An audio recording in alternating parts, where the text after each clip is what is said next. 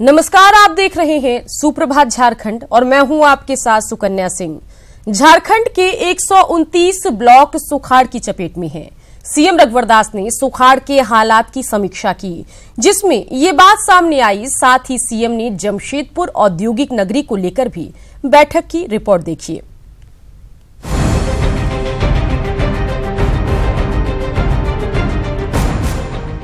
झारखंड के 129 प्रखंडों को जल्द ही सूखाग्रस्त घोषित किया जाएगा।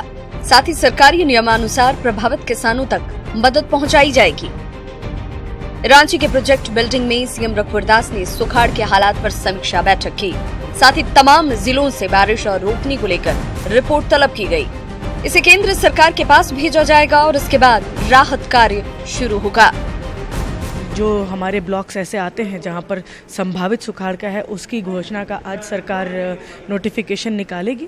उसके पश्चात जो निर्देश है डॉट मैनुअल के अनुसार कि उपायुक्तों के स्तर से हल्का कर्मचारी, पंचायत सेवक और कृषि विभाग की टीम मिल करके उनमें से 10% गाँव का वेरिफिकेशन करेगी, जिसके बाद भारत सरकार को कैबिनेट से अप्रूवल लेते हुए मेमोरेंडम भेजा जाता है आपदा प्रबंधन के द्वारा। इस बार बारिश कम हुई है और स्थिति ऐसी है कि काफ़ी जिले इससे प्रभावित हैं। सारा आंकड़ा को रखने के बाद और उसका निरीक्षण करने के बाद पाया गया कि वो 129 ब्लॉक इस सुखाड़ क्षेत्र के अंतर्गत आ जाता है। वहीं जमशेदपुर औद्योगिक नगरी के गठन को लेकर भी सीएम ने बैठक की। बैठक में मानगो और जुगसलाई निकाय चुनाव के अलावा शहर का कौन सा क्षेत्र औद्योगिक होगा और कौन सा एरिया निगम के अधीन होगा, इस पर भी चर्चा हुई। बैठक में ये तय हुआ कि 3 दिनों के अंदर टाटा एक सूची मुख्यमंत्री को सौंपेगा, जिसके बाद बायलॉज बनाने का काम होगा। बायलॉज के बाद राज्य सरकार आम लोगों के लिए नोटिफिकेशन निकालेगी और प्रक्रिया पूरी होने के बाद चुनाव संपन्न कराए जाएंगे। सबों के बीच ये तय हुआ है कि 2-3 दिन के अंदर टाटा कंपनी एक लिस्ट देगी। माननीय मुख्यमंत्री जी अभी जमशेदपुर जब जाएंगे तो देगी और फिर माननीय मुख्यमंत्री जी उस लिस्ट को देखेंगे, साथ ही उसका बायलॉज बनेगा। बहरहाल सुखाड़ के मुद्दे पर आज की बैठक का नतीजा आने वाले दिनों में ही देखा जा सकेगा। फिलहाल राज्य सरकार केंद्र को रिपोर्ट भेजने की तैयारी कर रही है। न्यूज़ 18 के लिए रांची से अजय लाल की रिपोर्ट। Ease of doing business ranking में भारत ने लगातार दूसरे साल लंबी छलांग लगाई है। विश्व बैंक की ओर से जारी सूची में भारत ने 23 पायदान के सुधार के साथ 77वां स्थान हासिल किया है। भारत पिछले साल 100वें स्थान पर रहा था और पिछले 2 सालों में भारत की रैंकिंग में कुल 53 पायदान का सुधार आया है। इस पर प्रधानमंत्री नरेंद्र मोदी ने खुशी जाहिर करते हुए कहा, भारत की ईज ऑफ डूइंग बिजनेस की रैंकिंग में और ज्यादा सुधार देखकर खुशी हुई है।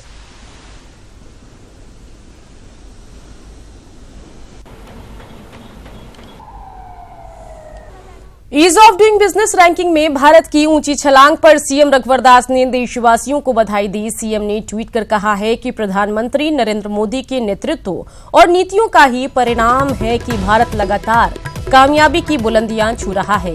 देश में कारोबार करना आसान हुआ है।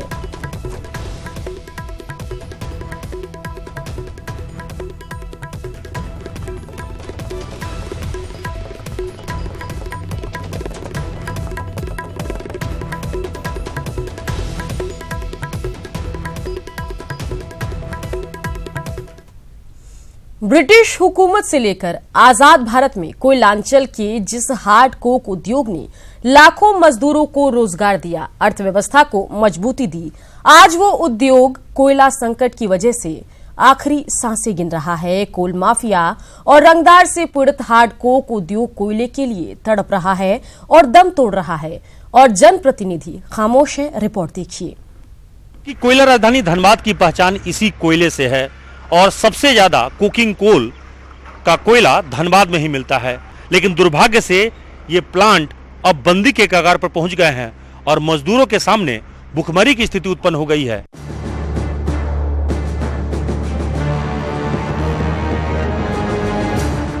पिछले 1 दशक से इन हार्ड कोक प्लांट्स को बीसीसीएल लिंकेज से कोयले की पर्याप्त आपूर्ति नहीं हो पा रही है।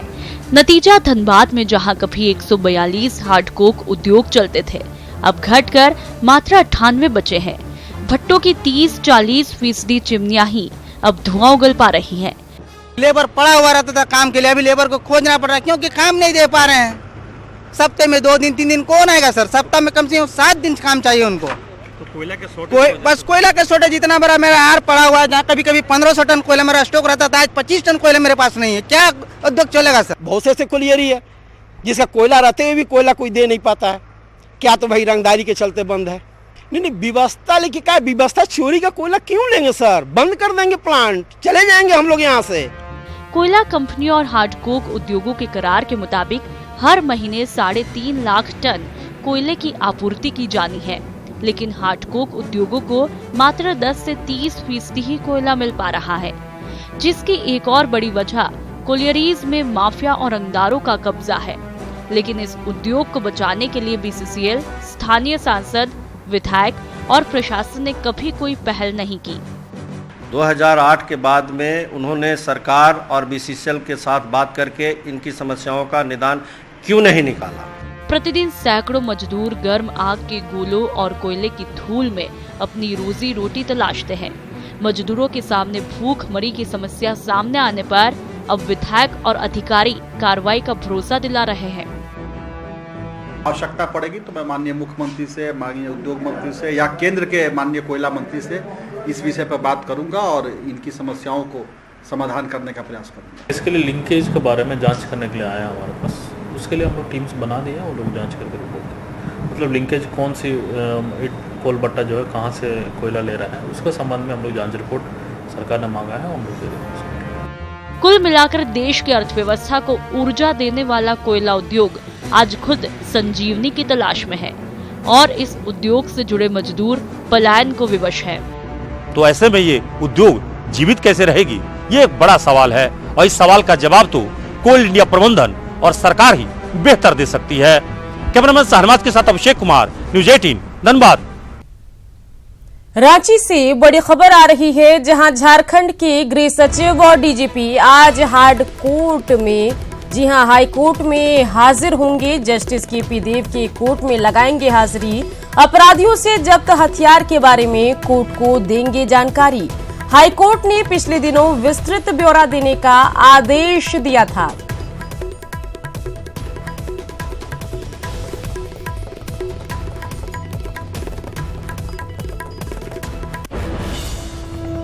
रांची में अपराध की घटनाएं थमने का नाम नहीं ले रही। बुधवार को नगरी में बाबू खान की हत्या पर जमकर बवाल हुआ।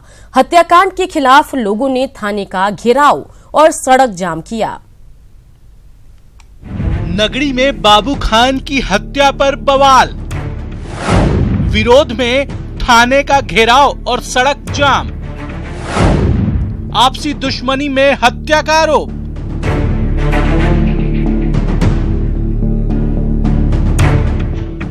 रांची के नगरी में बाबू खान की हत्या से आक्रोश है।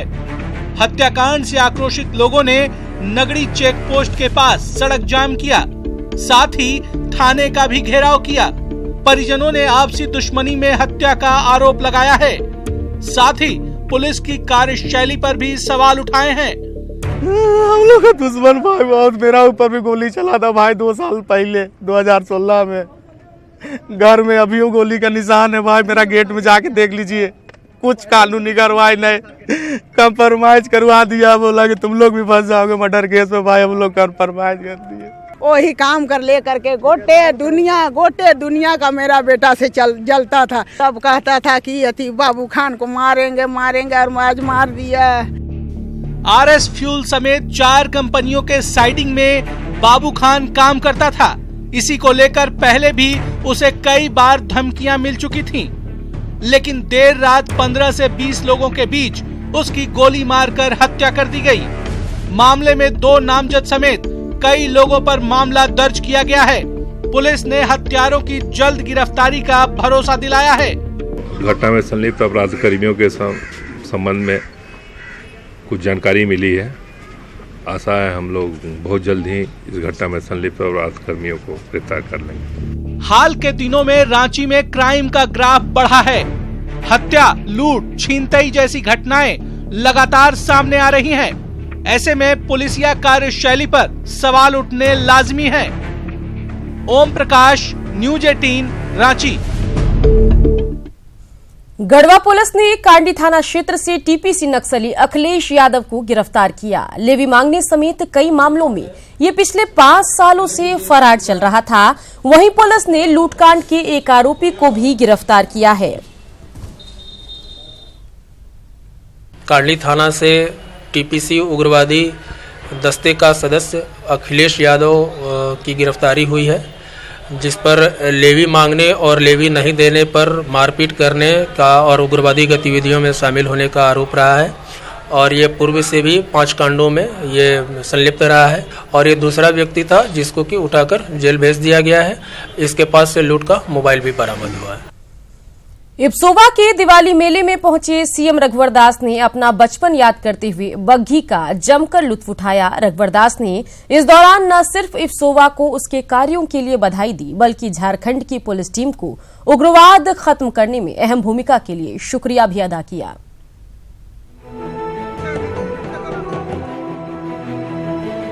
रांची के डोरंडा स्थित जैप 1 ग्राउंड में इब्सोवा यानी आईपीएस वाइस एसोसिएशन के दिवाली मेले के उद्घाटन समारोह में पहुंचे सीएम ने बग्घी की सवारी का आनंद लिया, जो कि उन्हें बचपन की याद दिला गई। सीएम ने इस मौके पर खेल जगत में झारखंड का नाम रोशन करने वाले आईपीएस साकेत सिंह, विजय लक्ष्मी के अलावा एशियन गेम्स में मेडल जीतने वाली मधुमिता को मुख्यमंत्री ने सम्मानित किया। और आज दीपावली के मेले के अवसर पर मुझे भी अपना बचपन याद आया और इसीलिए मैंने उस घोड़े के टमटम में बैठकर अपनी बचपन की याद को ताजा करने का काम हमने किया। इस मेले में आंचल शिशु आश्रम की बच्चियों को भी सीएम ने सम्मानित किया और आश्रम के कामकाज की सराहना की। झारखंड में काफी हद तक उग्रवाद पर लगाम लगाने के लिए पुलिस पदाधिकारियों के योगदान को भी सीएम ने सराहा। देश के हर लोग इस बात को आज मानते हैं कि इस 3.5 साल में पुलिस परिवार, पुलिस टीम के कारण उग्रवाद में बहुत देश के किसी राज्य में उग्रवाद समाप्ति की दिशा में जा रहा है तो है झारखंड प्रदेश। इसलिए मैं पुलिस परिवार के, पुलिस टीम को साधुवाद, धन्यवाद देना चाहता हूँ। इब्सोवा के अध्यक्ष पूनम पांडे के अनुरोध पर सीएम ने शहीद जवानों के परिवारों को भी आवास देने की घोषणा की। मैं घोषणा करता हूँ कि 1 रूम, 1 बेडरूम, किचन, बाथरूम का 300 अकाउंट जो हमारा शहीद परिवार का हम प्रधानमंत्री आवास योजना से घर बनाकर देंगे, इसकी चिंता हमारे शहीद परिवार को ना करें। खबर धनबाद से है, जहां निरसा में टैंकर और ऑटो में जोरदार टक्कर हो गई। इस हादसे में ऑटो ड्राइवर की घटनास्थल पर ही मौत हो गई। हालांकि पुलिस मौके पर पहुंच चुकी है। निरसा थाना के कंचनडी के NH2 की घटना है।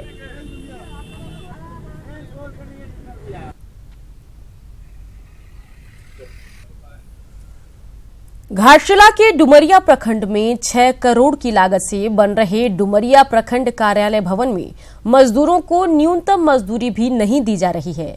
पहले भवन निर्माण कार्य में मजदूरों को 170 रुपया मजदूरी दी जाती थी। बाद में पोटका विधायक मेनका सरदार की शिकायत करने पर मजदूरों को 200 रुपये मजदूरी दी जाने लगी, लेकिन अभी मजदूरों को न्यूनतम मजदूरी 230 रुपये नहीं मिलती है। इतना ही नहीं, निर्माण कार्य की गुणवत्ता पर भी सवाल उठाए जा रहे हैं। 200 दीछे परमिट और बेसी नहीं दीछे, 230 रुपया नहीं दे रहा था। हाँ, कितना रेट हम तो नहीं जानता ना। और लोग 7 बजे से काम करता और 5 बजे से हम लोग को छुट्टी देता। कुछ विवाद था उसको हम लोग सोल्व करा दिए। कम भुगतान होने की बात है, उसको हम लोग देख के उसको निराकरण करवा दिया। जैसे ये था जब पेमेंट कम हो रहा है तो हम लोग संवेदक को फिर इंस्ट्रक्शन दिए थे और संवेदक की तरफ बताया गया कि हम लोग कर दिए। हम डुमरिया वही ब्लॉक बिल्डिंग से ही लौट रहे हैं और कार्य का जो स्पीड है वो भी थोड़ा कम था। हम लोग आज भी इंस्ट्रक्शन दिए हैं जो काम में तेजी लाइए। केंद्रीय नागरिक उड्डयन राज्य मंत्री जयंत सिन्हा ने रामगढ़ गोला प्रखंड में कई गांवों का दौरा कर चौपाल लगाया और सरकार के विकास योजनाओं की हकीकत जानी। जयंत सिन्हा ने गोला में 6 से ज्यादा पंचायतों का दौरा किया। जयंत सिन्हा ने कहा कि हजारीबाग और रामगढ़ में 400 पंचायत हैं और सभी में विकास योजनाओं का प्रचार किया जाना चाहिए। रामगढ़ मिलाकर जो हमारे 2 जिले हैं, करीब 400 पंचायत हमारे हैं और हर पंचायत में जाकर जो स्थानीय अधिकारी हैं, बीडीओ हैं, सीओ हैं, इनके साथ जो हम लोगों की योजनाएं हैं उनके बारे में हम लोग फीडबैक ले रहे हैं और जनता के साथ संवाद कर रहे हैं कि ये जो योजनाएं हैं इनको अमल किस प्रकार से किया जा रहा है, क्या कमियां हैं और हमें और कुछ क्या क्या करना है। शिक्षा मंत्री नीरा यादव ने रामगढ़ पहुंचकर विकास योजनाओं की समीक्षा की। समीक्षा के दौरान उन्होंने वन विभाग समेत अन्य विभागों के अधिकारियों को फटकार लगाई और गायब रहने वाले अधिकारी पर कार्रवाई करने का आदेश दिया। यही नहीं, उन्होंने सभी विभागों की समीक्षा करते हुए राज्य और केंद्र की योजनाओं का जायजा लिया और लोगों तक फायदा पहुंचाने के लिए कदम उठाने के निर्देश दिए। उन्होंने आंगनबाड़ी और आयुष्मान भारत की सुविधा रामगढ़ तक पहुंचाने की बात कही। बहुत सहयोग मिला, मीटिंग बहुत अच्छे ढंग से रही। 1-2 बातें सामने में आई है कि आंगनबाड़ी की बात आई कि वहाँ पर बच्चों की संख्या काफ़ी कम रहती है, आंगनबाड़ी केंद्र बंद पाया जाता है, तो उस पर हमेशा हमने निरीक्षण के लिए भी निर्देश दिया है।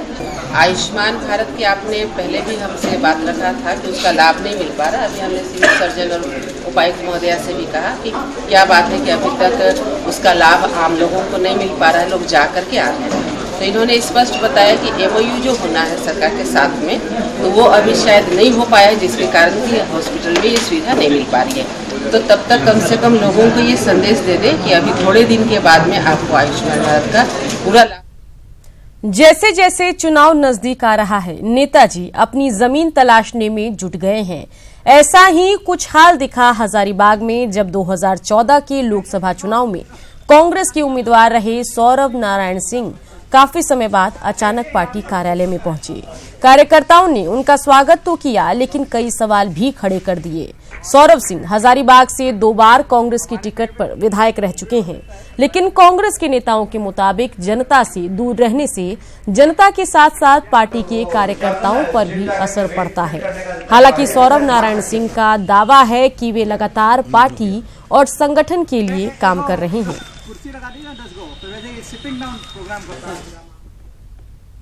और इसी के साथ इस बुलेटिन में इतना ही। झारखंड की बाकी खबरों को देखने के लिए आप लॉगिन कर सकते हैं हमारी वेबसाइट news18jharkhand.com पर।